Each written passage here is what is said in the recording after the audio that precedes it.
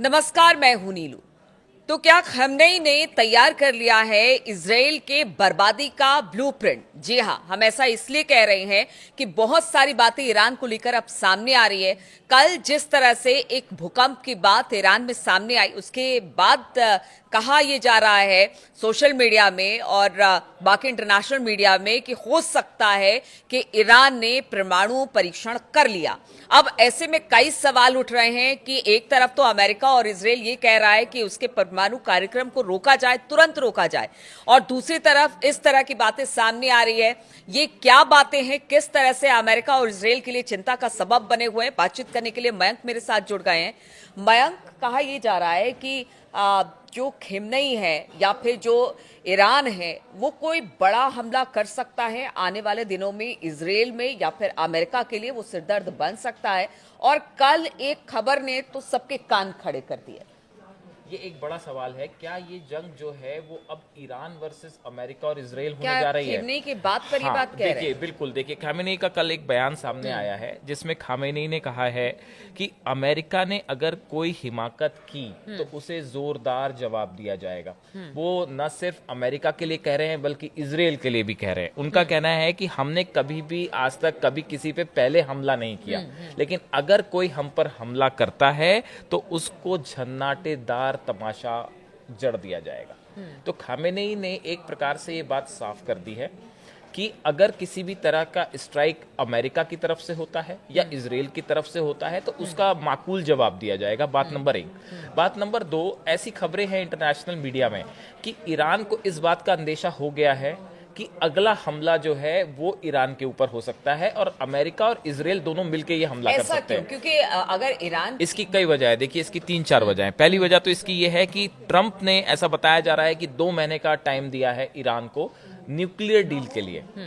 America ये चाहता है, पर्सनली ट्रंप ये चाहते हैं कि ईरान का जो न्यूक्लियर प्रोग्राम है इसको हर कीमत पे रोकना है, और इसके लिए उन्होंने 2 महीने का अल्टीमेटम दे दिया है कि भाई 2 महीने के अंदर आप न्यूक्लियर डील करिए और अपना प्रोग्राम रोकिए, जिसके लिए खामेनेई कतई तैयार नहीं है। बात नंबर 2, देखिए, जिस तरह से अमेरिका हुतीस पे अटैक कर रहा है और ट्रंप का ये कहना कि हुती हमारे ऊपर जो अटैक कर रहा है ये एक्चुअली ईरान की शह पे ये अटैक हो रहे हैं, और हम ये मानते हैं कि ये हुती के हमले नहीं है, ये ईरान के ही हमले हैं। तो हाँ, ऐसा अमेरिका का कहना है। तो इसके अलावा जो है, जो चीन की वो कंपनियां हैं जो ईरान के साथ ऑयल कंपनीज हैं जो डील कर रही थी, इनके ऊपर बैन लगाना शुरू कर दिया है अमेरिका ने। अच्छा। तो ये जो 4-5 स्टेप्स ट्रंप ने उठाए हैं, इनको देखते हुए ये लगता है कि हो सकता है अमेरिका जो है कहीं उसके निशाने पे ईरान तो नहीं, कहीं अगला टारगेट ईरान तो नहीं। इसकी तैयारी ईरान ने शुरू कर दी। अब हम जिस चीज का ब्लूप्रिंट कह रही थी, अगर हम इसकी विस्तार से बात करें तो देखिए, सबसे पहली बात तो खामेनेई ने IRGC के 10 कमांडर्स को एक बहुत बड़े प्लान में लगा रखा है कि अगर इजराइल की तरफ से या अमेरिका की तरफ से मिसाइल्स फायर होती हैं तो कैसे जवाब देना है।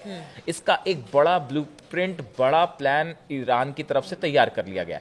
जैसा कि सोशल मीडिया में चर्चाएं हैं, उसके मुताबिक ये कहा जा रहा है कि अगर किसी भी सूरत में ईरान के न्यूक्लियर साइट्स पे या मिलिट्री स्ट्रेटेजिक साइट्स पे इजराइल या अमेरिका की तरफ से किसी तरह का हमला होता है, तो उसके बाद जो पहला प्लान है वो ये है कि एक साथ, जैसा पहले भी ईरान ने किया है, कि इजराइल के ऊपर बड़े पैमाने पर एक साथ जो है बैलिस्टिक मिसाइल से हमला हो सकता है।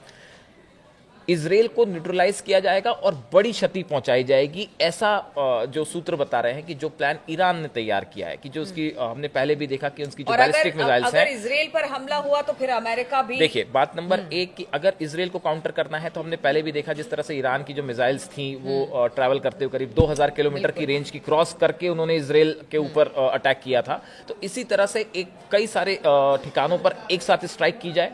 बात नंबर 1। बात नंबर 2, अमेरिका के जितने बेसिस हैं जो कि अरब कंट्रीज में है, चाहे जॉर्डन में हो, इजिप्ट में है, आसपास के जितने इलाकों में बेसिस हैं अमेरिका के, उन सब के ऊपर मिसाइल्स एक साथ कैसे फायर की जा सकती है। तो अमेरिका के जितने बेसिस हैं उनको निशाना बनाया जाएगा बड़े पैमाने पे, इजराइल के जितने स्ट्रेटेजिक ठिकाने हैं उनको तो निशाना बनाया ही जाएगा। तो ऐसा बताया जा रहा है कि अब ये खामेनी ने सीधा एक प्रकार से चैलेंज भी कर दिया है कि हम आपकी बात से बिल्कुल नहीं डरते, आपकी धमकियों से हम नहीं डरते, और दूसरा न्यूक्लियर प्रोग्राम रोकने का फिलहाल कोई प्लान ही नहीं है। और जो कल की एक बात है निकल के आई कि नातांज न्यूक्लियर सेंटर के पास जिस तरह से रिक्टर स्केल पर 5 के आसपास का भूकंप था, तो देखिए इस तरह की खबरें पहले भी आई हैं। और आईएईए की तरफ से भी ये कहा गया है कि ईरान के पास इतना एनरिच्ड यूरेनियम है कि वो 5 से 6 न्यूक्लियर बम बना सकता है, किसी भी टाइम बना सकता है। लेकिन कुछ रिपोर्ट्स ये भी कहती हैं कि ऑलरेडी ईरान के पास न्यूक्लियर बॉम्ब्स बन चुका है, आ चुका है, वो केपेबल हो चुका है।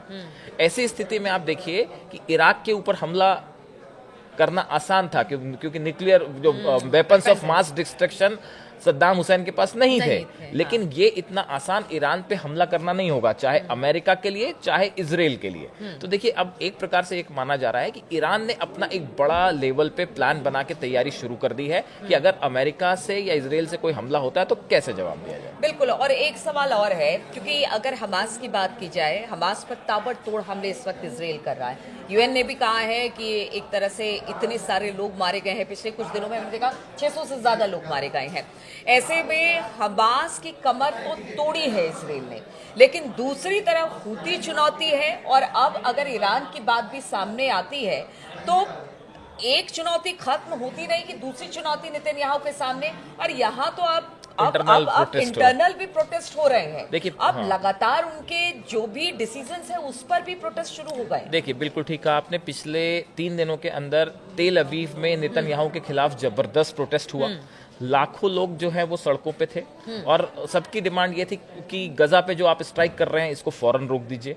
तो एक प्रकार से नेतन्याहू के खिलाफ एक बहुत बड़ा आक्रोश, असंतोष इजराइल के अंदर ही पनप रहा है। दूसरी जो बात आपने हुतीज की हुतीज ने तो पहले से ही डिक्लेयर कर रखा है कि भाई आप जो हमला कर रहे हैं इसका जवाब दिया जाएगा, और 3 अटैक वो हाइपरसोनिक मिसाइल से कर भी चुके हैं। तो ऐसी स्थिति में देखिए हुतीज एक बड़ा पावरफुल ऑर्गेनाइजेशन है जिसके पास कहा जाता है कि करीब 1000 तो हाइपरसोनिक मिसाइल्स ही हैं जो कि रूस और ईरान की तरफ से दी गई हैं। तो देखिए ये बड़ी चुनौती तो है ही, क्योंकि अगर हुतीज अटैक करते हैं तो उसको रोकना इजराइल के लिए आसान नहीं होगा जो स्ट्राइक्स मिसाइल से होती हैं। तो देखिए कई फ्रंट पे नेतन्याहू जो है वो इस समय स्ट्रगल भी कर रहे हैं, लेकिन उनका गजा प्लान जो है जिस तरह से वो आगे चल रहा है, तो अब देखते हैं क्या होता है। बिल्कुल। तो नेतन्याहू का गजा प्लान तो आगे बढ़ा है, लगातार गजा में तबाही इजराइल के जो सेना है वो मचा रही है, लेकिन दूसरी तरफ ईरान और हुती भी मुस्तैदी के साथ इसका जवाब दे रहे हैं। अब आगे ये युद्ध किस तरह से बढ़ता है, किस तरह से एक दूसरे पर वार पलटवार होते हैं, कितनी बड़ी यहाँ पर अटैक होते हैं, ये देखने वाली बात होगी। इस खबर पर लगातार हमारी नजर बनी रहेगी। आप बने रहिए हमारे साथ।